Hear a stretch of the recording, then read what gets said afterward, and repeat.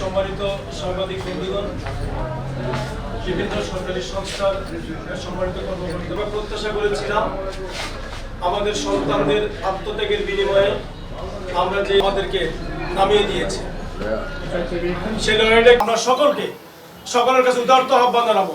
আমরা যে কর্মসূচি ঘোষণা করব, আমরা এই সরকারের বিরুদ্ধে, আমাদেরকে কর্তৃপক্ষের বিরুদ্ধে আজকে 2 বছর বিভিন্ন পর্যায়ে আসসালামু আলাইকুম সংগ্রামী বন্ধুগণ, আসলে আপনারা জানেন আমরা দীর্ঘদিন পর্যন্ত ধারাবাহিকভাবে এই টার্মিনালটিকে ডিপি ওয়ার্ল্ড নামীয় একটি বিদেশি কোম্পানির কাছে তুলে দেওয়ার জন্য আধুনিক টার্মিনাল সিঙ্গাপুরের সাথে, আধুনিক টার্মিনাল শ্রীলঙ্কার সাথে, আধুনিক টার্মিনাল মুন্দ্রা। আমরা এই কর্মসূচির সাথে একত্রতা প্রকাশ করছি এবং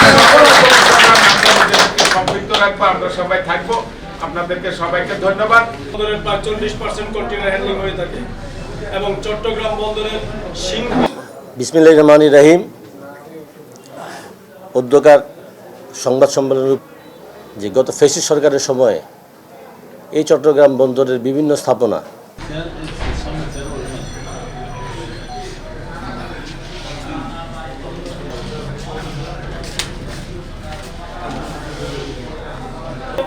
আজকে আমরা যতটুকু জানি সরকার এবং কর্তৃপক্ষ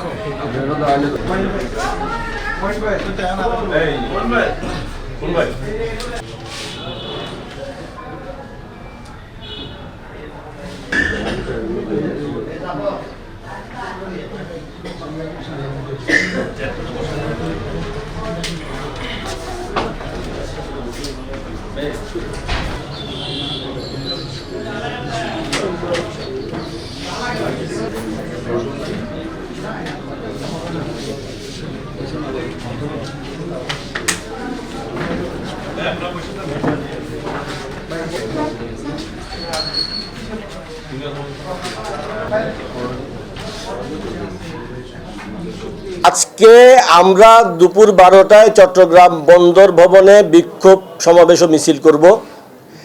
আগামী শনিবার সকাল 8টা থেকে বিকাল 4টা পর্যন্ত চট্টগ্রাম বন্দরের সকল অপারেশনাল কাজ বন্ধ থাকবে।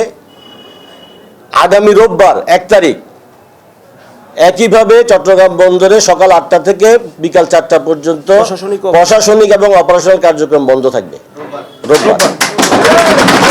যদি এর মধ্যে সরকার তার সিদ্ধান্ত পরিবর্তন না করে বন্দরকে বেসরকারীকরণ হবে না বলে ঘোষণা না দেয়, আমরা আগামী রোববার পরবর্তী কঠোর কর্মসূচি ঘোষণা করব। সেটি হতে পারে চট্টগ্রাম বন্দর অনির্দিষ্টকালের জন্য বন্ধ হতে পারে ইনশাআল্লাহ।